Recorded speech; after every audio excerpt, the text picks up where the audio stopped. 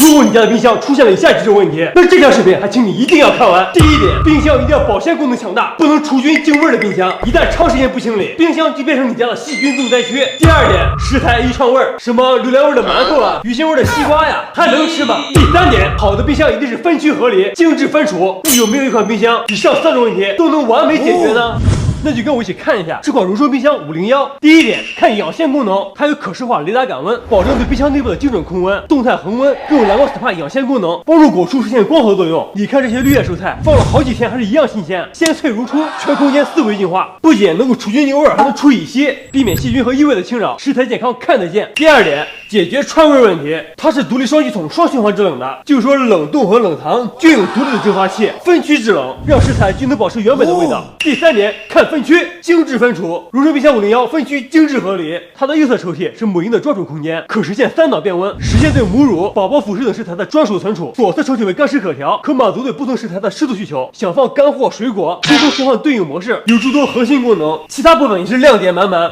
十字门体结构，整体风格简约大气，高端墨韵灰面板，质感十足，501升的超大容量，分量满满。总结，这款荣升冰箱501不光可以养鲜防串味，还在空间、分区、外观等方面做的也是非常不错，还是1级能效。关键在3000多的价格啊，说真的，这个价格能买到这么棒的冰箱，真的是太良心了。